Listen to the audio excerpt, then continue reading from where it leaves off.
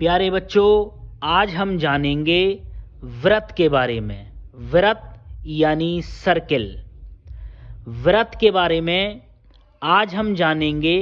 व्रत की परिभाषा, व्रत से संबंधित कुछ उसके प्रमुख बिंदु, जैसे व्रत का केंद्र, व्रत की परिधि, व्रत की त्रिज्या, उसका व्यास, व्रत की जीवा, त्रिज्या खंड, व्रत खंड, स्पर्श रेखा, व्रत पर बाह्य बिंदु से कितनी स्पर्श रेखाएं खींची जा सकती हैं, व्रत की स्पर्श रेखा व उसकी त्रिज्या में क्या संबंध है, व्रत का क्षेत्रफल, और व्रत से रिलेटेड आपको एक क्वेश्चन भी हम देंगे सॉल्व करने के लिए।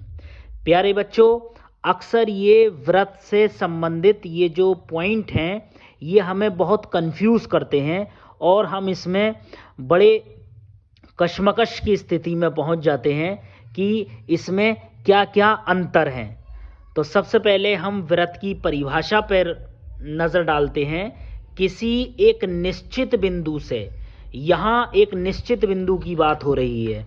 निश्चित बिंदु यानी कि कोई स्थिर बिंदु, जैसे यहाँ पर ये बिंदु दिखाया गया है। किसी एक निश्चित बिंदु से समान दूरी पर स्थित, यहाँ से एक समान दूरी हो सकती है, वो 4 सेंटीमीटर, 3 सेंटीमीटर, 5 सेंटीमीटर, कोई सी भी दूरी हो सकती है। समान दूरी पर स्थित बिंदुओं का बिंदु पथ, यहाँ से ये जो बिंदुओं का बिंदु पथ है, जब आप इसको ड्रा करेंगे, आप इसको खींचेंगे तो ये एक व्रत की आकृति बन जाएगी। अब सबसे पहला पॉइंट हमने बताया था व्रत का केंद्र। तो जिस बिंदु को हम स्थिर बिंदु मानते हैं, यह जो बिंदु व्रत का निश्चित बिंदु है, जहां पर हम प्रकार की नोक रखते हैं और व्रत को खींचते हैं, वही प्रकार की नोक रखने वाला जो बिंदु होता है, जिस बिंदु पर प्रकार की नोक रखी जाती है, उसको हम व्रत का केंद्र या व्रत का सेंटर कहते हैं। और जो बिंदुओं का बिंदु पथ बनता है, इसको हम व्रत की परिधि कहते हैं, सरकमफ्रेंस कहते हैं। और व्रत की परिधि का सूत्र होता है 2πr। तो हमने ये जाना कि व्रत का केंद्र क्या होता है और व्रत की परिधि क्या होती है।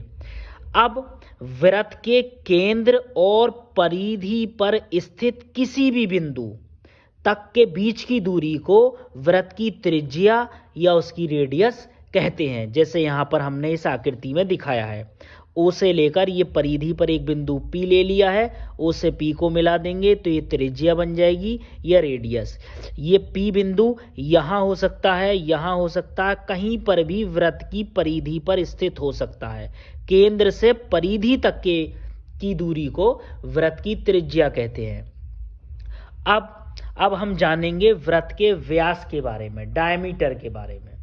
तो एक ऐसी रेखा, एक ऐसी जीवा जो व्रत के केंद्र से होकर जाती है, वह व्रत का व्यास कहलाती है। और ये व्रत का व्यास व्रत की त्रिज्या का 2 गुना है। आप देख रहे हैं ये केंद्र O है, O से ये B पर, O से P पर व्रत की एक ये त्रिज्या है, और O से दूसरी तरफ बिंदु A पर ये भी व्रत की त्रिज्या है। तो आप देख रहे होंगे यहाँ पर 2 त्रिज्याएं मिली हुई हैं। 2 त्रिज्याएं मिलकर एक व्यास बनाती हैं, डायमीटर बनाती हैं। और एक बात का और ध्यान रखना है आपको, सबसे बड़ी, अगर ये प्रश्न आए सबसे बड़ी व्रत में जीवा कौन सी होती है, तो आपका उत्तर होगा व्रत में सबसे बड़ी जीवा उसका व्यास होती है। वैसे हम जीवा को अलग से आपको बताएंगे। अब हम पढ़ेंगे व्रत की जीवा के बारे में, चोट के बारे में। तो व्रत की केंद्र को छोड़कर जाने वाली रेखा, केंद्र से जाने वाली रेखा व्रत का व्यास होती है और सबसे बड़ी जीवा होती है। तो इस वाली रेखा को व्रत के व्रत की जो ये जीवा है जो केंद्र से होकर जा रही है, इसको सबसे बड़ी जीवा और व्रत का व्यास कहेंगे। अगर ये जीवा केंद्र से छोड़कर जाएगी तो इसको व्यास नहीं कहेंगे, सिर्फ इसको जीवा कहेंगे। और एक जीवा व्रत को 2 हिस्सों में बांट देती है। वो वृत्त के दो हिस्से कर देती है, एक छोटा वृत्तखंड लघु वृत्तखंड, एक बड़ा वृत्तखंड दीर्घ वृत्तखंड, माइनर सेगमेंट और मेजर सेगमेंट। ये माइनर सेगमेंट और मेजर सेगमेंट में वृत्त को उसकी जीवा या चोट बांटती है। अब आप पढ़ेंगे वृत्त के त्रिज्या खंड के बारे में या सेक्टर के बारे में।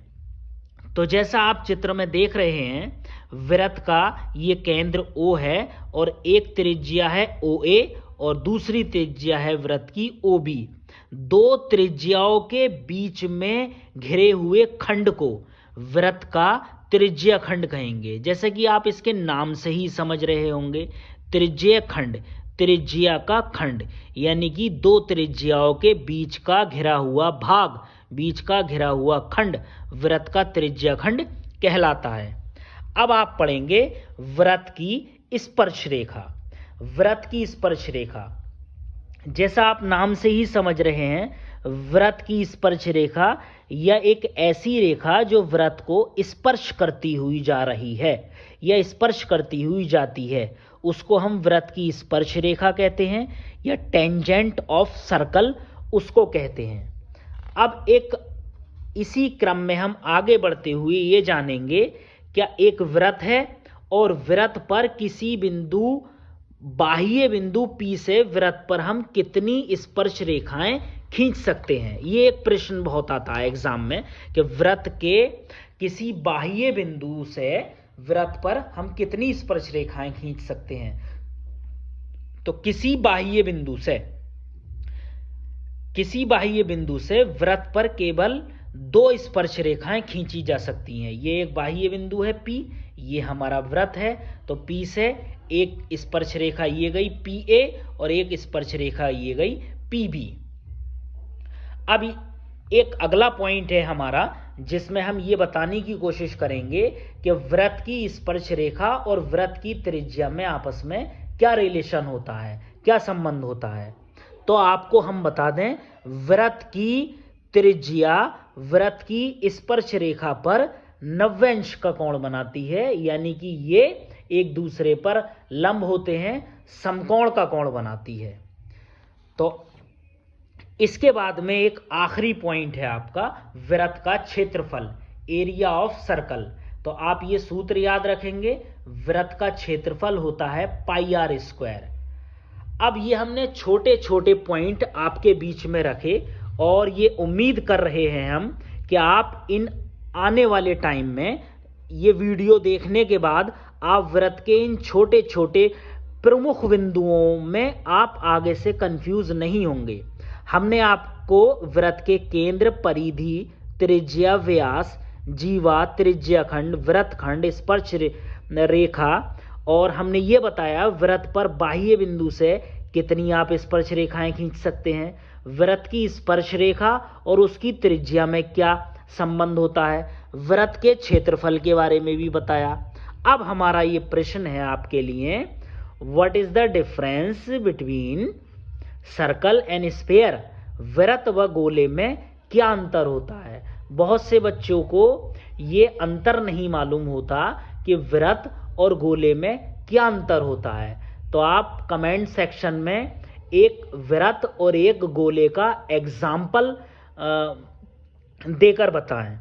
और अगर आपको ये लग रहा है कि आपके मैथमेटिक्स की बेसिक नॉलेज में सुधार हो रहा है, तो हम आपसे ये उम्मीद करेंगे, ये आपसे आशा करेंगे कि आप हमारे चैनल पर बने रहें।